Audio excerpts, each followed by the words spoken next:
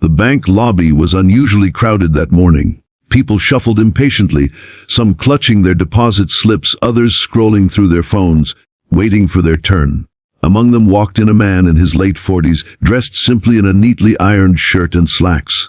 His shoes were polished, but nothing about his appearance suggested wealth or power.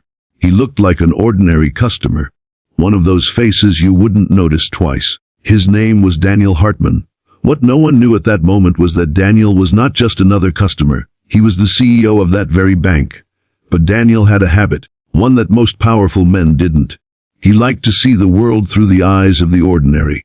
He often went undercover to learn how employees treated regular clients, to understand whether respect was reserved only for the rich or extended to all. That morning, he decided to test it again, walking in without his suit, without his driver, without the aura of wealth. He wanted honesty, he wanted truth.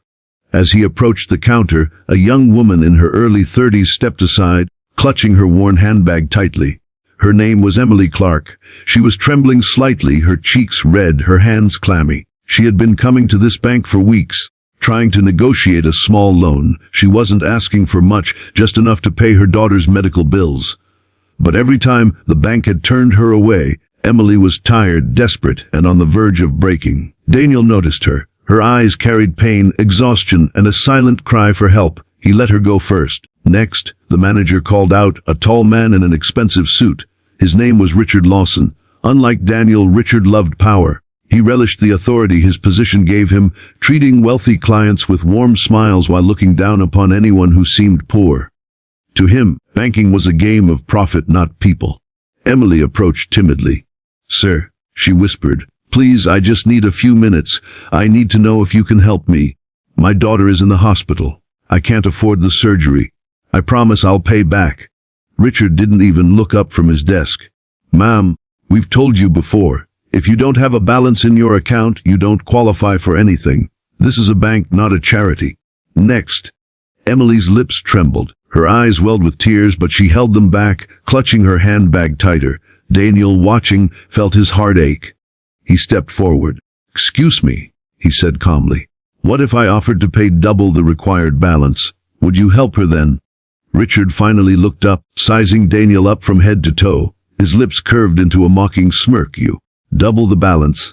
He let out a short laugh, the kind of laugh that stabbed more than it entertained. "Sir, let's be realistic. Do you even have a balance with us? People like you usually come in begging for waivers. Don't waste my time." The crowd shifted uncomfortably. Some looked down, others glanced at Emily with pity. But Daniel didn't flinch. His eyes, calm yet piercing, stayed fixed on the arrogant manager. "I'll repeat myself," Daniel said, his voice firmer now. "I'll pay double. Check my account if you must." Richard shook his head in disbelief and waved to a clerk. "Fine. Let's humor this gentleman. Run his details. What's your name again?" "Daniel Hartman." The clerk froze, typing slowly, his eyes widening as the numbers filled the screen. Richard noticed his hesitation. "What is it? Speak up." The clerk swallowed hard. "Sir, this account, it belongs to the CEO of our bank, Mr. Hartman." The room went silent. Richard's mocking smile collapsed instantly. His face turned pale, beads of sweat forming at his temples. He stumbled over his words. "Masika, Hartman, I didn't recognize you, sir. Please forgive me, Daniel held up a hand, silencing him.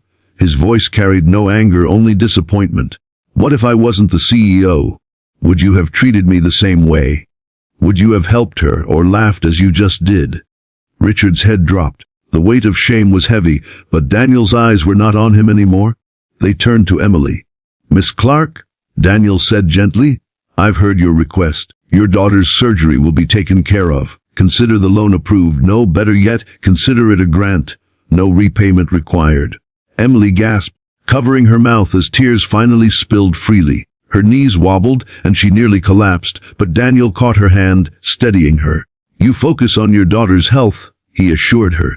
The entire lobby erupted into murmurs. Some clapped quietly, others wiped their eyes. What had started as a normal morning at the bank had turned into a moment of revelation. A lesson about humility, kindness, and the dignity every person deserves. But the story didn't end there. That incident became the spark for change inside the bank. Daniel called for an emergency staff meeting that same afternoon. Every employee was summoned, from clerks to managers. Standing at the podium, Daniel shared what had happened. "Banks," he began, "are not built on money alone. They are built on trust, on people. If we only serve the wealthy, then we've failed our mission. From this day forward, our priority will be respect for every client, regardless of their balance. Because behind every account number is a human being, a story, a struggle. And we exist to serve them." His words carried weight, shaking hearts that had grown cold under the pressure of targets and profits.